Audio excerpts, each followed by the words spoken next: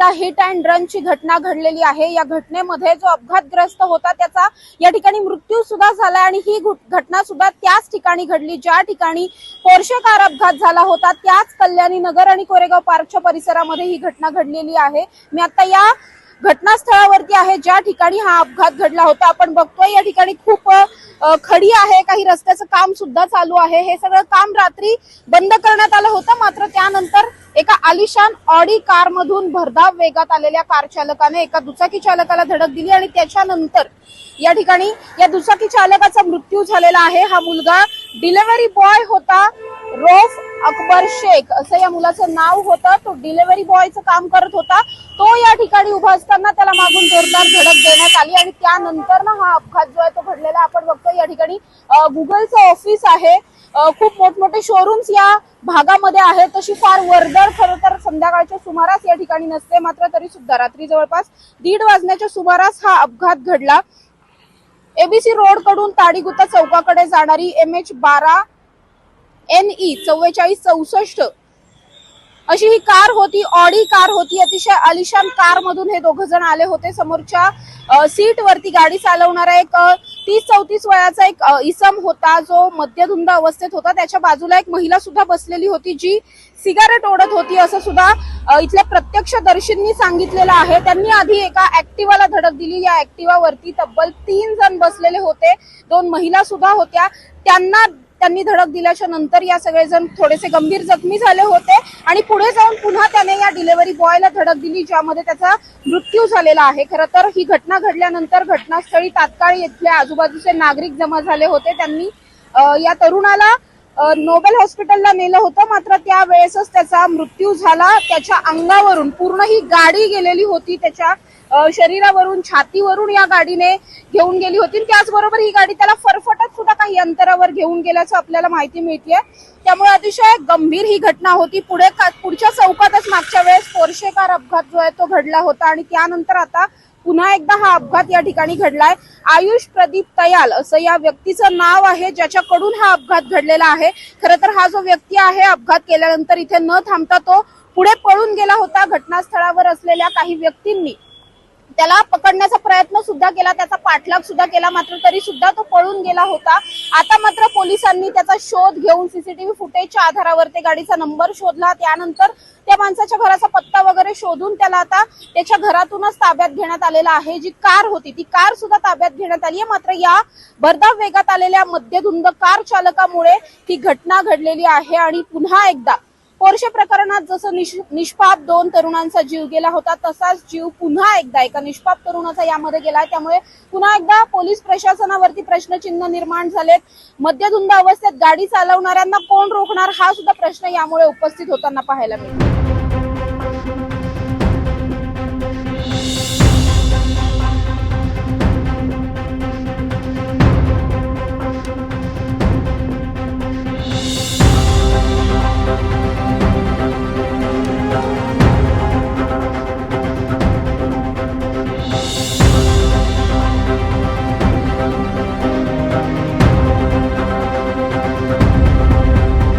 या ठिकाणी माझ्याबरोबर प्रत्यक्षदर्शी आहेत, त्यांनी नेमकं काय पाहिलं हे त्यांच्याकडून जाणून घेऊयात। ऍक्सिडेंट झाला तेव्हा तुम्ही या ठिकाणी होतात, काय नेमकं पाहिलं? ऍक्सिडेंट झाल्याच्या 10 मिनिटानंतर मी आलो। मला माझ्या कलिगने सांगितलं की इथे ऍक्सिडेंट झालाय। तर साधारणतः त्यांनी या लिंबाच्या पुढे म्हणजे इथून 100-200 मीटर पुढे अंतरावर एकाला उडवलं। इथे 2 मुली होत्या असं त्यांनी सांगितलं प्रत्यक्षदर्शींनी, आणि तो उडवून त्यांना भीतीने तो आणखीन स्पीडने आला आणि त्या दरम्यान इथे जेव्हा तो मुलगा पास होत होता, रौफ शेख नाव काहीतरी होतं त्याचं, तर त्याला इथून उडवलं। कदाचित तो असं चांगला 3-4 फूट वरती उडून खाली पडला आणि त्याच्या 1 साइड बॉडी गेली होती अंगावरनं। त्यावेळेस त्याचा हात वगैरे तुटलेला होता आणि तो विदिन जसा इन्सिडेंट झाला तो पळून गेला। बट इथे काही आमच्या खालच्या ऑफिसच्या काही कलिग्स होते, त्यांनी सांगितलं की व्हाईट कलरची ऑडी होती आणि त्यात एक मुलगा एक मुलगी होती आणि तो सुपर फास्ट एकदम फास्ट होता। त्याला उडवल्यानंतर त्यांनी ऍटलीस्ट बघितलं सुद्धा नाही, तो तसंच पास झाला। मग नंतर आय थिंक 15 ते 20 मिनिटांनी त्याच्या वडिलाला कॉन्टॅक्ट केला आम्ही। त्याचे वडील लास्टला आले होते आणि त्याच्यानंतर पोलीसवाले एक 15 ते 20 मिनिटं झाले, मग नंतर सगळे घेऊन गेले, त्याला नोबेलला घेऊन गेले होते। तो मुलगा जो होता ज्याचा अपघात झाला तो जागीच गेला होता की मग त्याची प्रकृती? शुद्धीवर होता, बट त्याला कळत नव्हतं काही, बट तो अंग हलवण्याचा प्रयत्न करत होता। उठून बसवल्यानंतर पाहण्यासाठी म्हणत होता बस। एवढं बोलत होता तो. पोलीस किती वेळात या ठिकाणी दाखल झाले? फार फार तर 15-20 मिनिटात 20 मिनिटात आले होते. त्यानंतर त्या मुलाला दवाखान्यात कोणी नेलं होतं? लोकलनीच नेलं ते, कारण की आम्ही अँब्युलन्सची वाट नाही बघितली, बिकॉज त्याची कंडिशन खूप जास्त क्रिटिकल होती. कारण नाकाला पण इजा झालेली होती, मागे लागलं होतं माहिती नाही, पण एक साईड तर त्याची पूर्ण तुटलेली होती. मग त्यामुळे काही लेडीज होत्या, त्या म्हणल्या की नको वेट करायला, पाठवून द्या त्यांना लगेच. हा अपघात झाल्याच्या नंतर त्याला रुग्णालयात घेऊन गेले. तिकडे मग त्याला सांगितलं, म्हणजे तो इथेच गेलेला होता. मात्र हा सगळा अपघात घडल्यानंतर या चालकाला कोणी पकडण्याचा प्रयत्न केला? नाही, कोणीच नाही. तो कॅप्चर सुद्धा नाही झाला. आणि इथे कॅमेरा नसेल, आय थिंक समोरच्या कॅमेऱ्यात कॅप्चर झाला असेल, बट इथे तरी काही हे नाही झालं. तो थांबला होता का पण काही नाही. 2 मिनिटं? तो नाही. पडलाय वगैरे? नाही, कारण की त्यांनी ऑलरेडी एका 2-3 जणांना उडवलं होतं. त्याला केलं ह्याला पण उडवलं. त्यांनी थोडं पण केअर नाही केलं, तो तसंच पळून गेला. आधी ज्यांना उडवलं होतं त्यांना किती लागलं होतं वगैरे काय ते पाहिलं? ते नॉर्मल होते. कदाचित जर तो तिथं थांबला असता तर ह्याचा अपघात झाला नाही. त्यांना जास्त एवढं काही लागलं नाही, नॉर्मल लागलं होतं. पण जर कदाचित तो तिथंच थांबला असता तर ह्याचा जीव वाचला. पण प्रत्यक्षदर्शींकडून तुम्हाला काही माहिती मिळाली का की ते लोक म्हणजे ड्रिंक केलेले होते किंवा काही करत होते? नाही, याच्याकडे बघून तरी वाटलं नाही आम्हाला की ड्रिंक केलेलं आहे, कारण की मी तरी त्या बॉडीच्या जवळच होतो. त्याचा मला तरी असं काही स्मेल वगैरे काही आला नाही त्याच्या ह्याच्यातून. पण कार मधले लोक ड्रिंक केले होते असं वाटत होतं का? हा, कार मधले लोक रागामधून निघाले होते, आय थिंक, असं मला 1-2 जणांनी सांगितलं. तर त्याच्यानंतर साधारणतः ते त्या हॉटेलमधून निघालेच इकडून पास झाले होते लगेच पूर्ण. म्हणजे डायरेक्ट ते निघाले आणि इथून निघाले. हे करून पुढे निघाले. तिथे ऍक्सिडेंट झाला फर्स्ट, सेकंड, मग काय तिथून. ही गाडीचं काय झालं होतं? तुम्ही गाडी पाहिली त्यानंतर? त्याची गाडी पूर्ण तुटलेली होती. त्याची गाडी अशी घसरत इथपर्यंत आली होती, नंतर इथे या साईडला नंतर लावून दिली होती आम्ही, बस. नक्कीच आपण बघतोय की प्रत्यक्षदर्शींनी हा सगळा घटनाक्रम सांगितला. अतिशय दुर्दैवी घटना आहे आणि जितक्या भरधाव वेगात हा तरुण आला होता त्यानंतर झालेला हा जो ऍक्सिडेंट आहे. खरं तर जसं त्यांनी सांगितलं की आधीच जर ज्या गाडीला त्याने धडक दिली होती तिथेच थोडंसं काही झालं असतं, तो तिथेच थांबला असतं तर कदाचित पुढचा अपघात टळला असता. आपण आता पाहतोय की याच ठिकाणी हा जो राडारोडा चालू ठेवलेला आहे, रस्त्याचं काम या ठिकाणी चालू होतं, त्यामुळे इथेच त्याची गाडी पार्क केलेली होती. त्याला काही वेळ इथेच ठेवलं, त्यानंतर रुग्णालयात घेऊन गेले. तिथे मात्र त्याचा दुर्दैवी मृत्यू झाल्याची माहिती आता समोर आली आहे.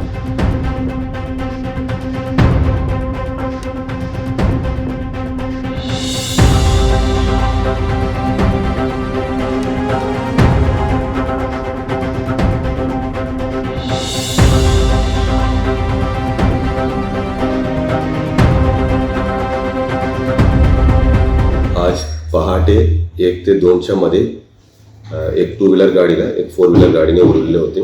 त्यामध्ये 2 व्हीलरच्या चालक जखम झाले होते. त्यांना हॉस्पिटलला भरती केले. हॉस्पिटलच्या भरतीच्या उपचाराच्या दरम्यान त्यांचा मृत्यू घोषित केलेले आहे. त्या अनुषंगाने आम्ही CCTV फुटेजेस या सगळं आम्ही खात्री करून आरोपीला ताब्यात घेतलेले आहे आणि त्यांच्या पुढचा तपास मुंडवा पोलीस स्टेशनला चालू आहे. सर, मद्यप्राशन केलं होतं का आरोपीने? आणि त्यांच्या मेडिकल तपासणी चालू आहे. मेडिकल तपासणीच्या अहवालाच्या आधारे आम्ही सांगू शकता मद्यप्राशन केले का नाही म्हणून. बरं, ऑडी गाडी होती असं म्हटलं जातं. बरोबर आहे, आडी गाडी आहे. जो मुलगा मृत पावला तो काय करत होता त्याचा काही ते तपशील? डिलिव्हरी बॉय म्हणून काम करत होतं. हडपसर एरियामध्ये शिंदे वस्ती म्हणून आहे, तिकडे राहणारा मुलगा आहे. आरोपीला अटक केले त्याचं काही तपशील, वय वगैरे? जवळपास 35 वर्षाचा माणूस आहे आणि त्यांना अटक केलेली आहे. आता मी मुंडवा पोलीस स्टेशनला आहे. मुंडवा पोलीस स्टेशनच्या हद्दीमध्ये हा सगळा अपघात घडलेला आहे.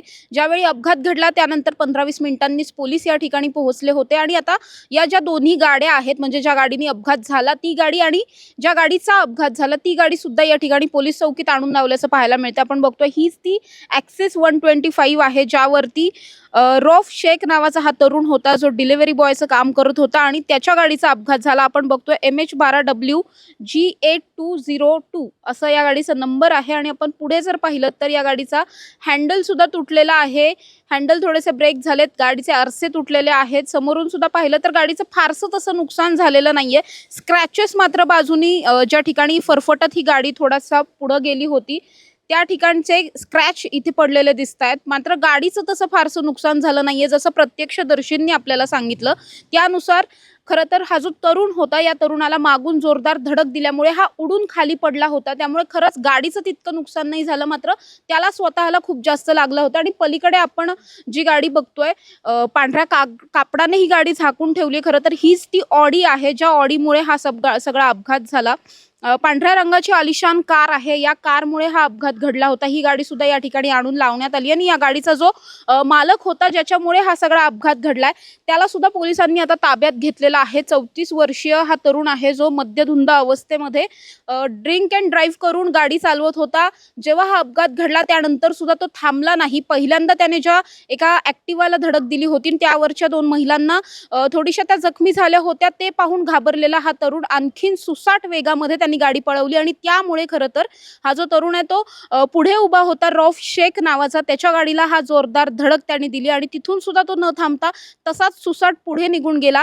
जेव्हा पोलिसांना या घटनेची माहिती मिळाली त्यानंतर पोलिसांनी या गाडीचा नंबर प्लेट काढून आणि मग त्याचा जो काही तपास आहे तो तपास केला, शोध घेतला आणि त्यानंतर त्याच्या राहत्या घरातून म्हणजेच हडपसरचा खरं तर हा आरोपी आहे तिथून त्याला आता पोलिसांनी ताब्यात घेतलाय. पुण्याच्या पोर्शे कार अपघात जो आहे हा अपघात संपूर्ण देशभरात खरं तर गाजला. त्यामध्ये ज्या काही शिक्षा सुनावण्यात आला आणि अजून सुद्धा ही केस जी आहे ती कोर्टातच पेंडिंग असलेली पाहायला मिळते. त्या अपघातात सुद्धा असंच मद्यधुंद अल्पवयीन कार चालकाने 2 निष्पाप तरुणींचा बळी घेतला होता आणि आत्ताची ही सुद्धा घटना तशीच आहे. ज्या ठिकाणी आधीचा अपघात घडला तिथून 1-2 किलोमीटरच्या अंतरावरती ही घटना पुन्हा एकदा घडली आहे. त्यामुळे आणि त्यात विशेष म्हणजे त्या ठिकाणी कुठलं सीसीटीव्ही सुद्धा नव्हतं. कंपनीचं एक सीसीटीव्ही होतं तेच होतं, मात्र महानगरपालिकेचे किंवा पोलिसांतर्फे जे काही सीसीटीव्ही लावण्यात येतात असं कुठलाही सीसीटीव्ही या ठिकाणी नव्हतं. त्यामुळे खरं तर हा अपघात घडला आणि आरोपीचा शोध घेण्यासाठी काहीसा उशीर झालाय. मात्र आता या प्रकरणामध्ये FIR नोंद झालेली आहे. हा जो आरोपी आहे त्याला नेमकी काय शिक्षा होते हे पाहणं खरं तर यात महत्त्वाचं असणार आहे. मात्र दुर्दैवाची गोष्ट म्हणजे पुण्यात वारंवार अशा प्रकारचे ऍक्सिडेंट्स होत आहेत. आलिशान कारमधून जाणारे हे जे तरुण आहेत ते दुचाकीवर असणाऱ्या निष्पाप लोकांचे बळी घेताना पाहायला मिळतात आणि तशीच ही घटना आत्ता सुद्धा घडली आहे. या प्रकरणाचा तपास चालू आहे आणि या तपासातून नेमकं काय काय समोर येतं हे पाहणं महत्त्वाचं असणार आहे. पुण्याहून समृद्धी जाधव, टॉप न्यूज मराठी. 25 वर्षांचा प्रदीर्घ अनुभव व अत्याधुनिक तंत्रज्ञान यांनी सुसज्ज असे पुण्यातील आकाश आय क्लिनिक व लेझर सेंटर. रोबोटिक पद्धतीने वेदनारहित मोतीबिंदू शस्त्रक्रिया, तेही विना टाका व विना इंजेक्शन. मेडिक्लेमची सुविधा व सेम डे डिस्चार्ज. लेसिक लेझरने चष्म्यापासून कायमची मुक्ती फक्त 10 मिनिटात. काचबिंदू, रेटिना, ड्राय आय, मायोपिया अशा अनेक डोळ्यांच्या विकारांवर उपचार म्हणजेच आकाश आय क्लिनिक आणि लेझर सेंटर. CTR कंपनी जवळ, विमान नगर, नगर रोड, पुणे. संपर्क 8888173100. Come on guys, hurry up. अरे सुन ना, एक ब्रेक ले लेते हैं. Guys, I'm telling you, तुम लोगों को सही से ट्रैकिंग नहीं आता. But that's okay, you can learn. रोज का ढक्कन देना. तो ये रेड वाला है, सही वाला देना. अबे ढक्कन, पहले तो सही पानी पीना.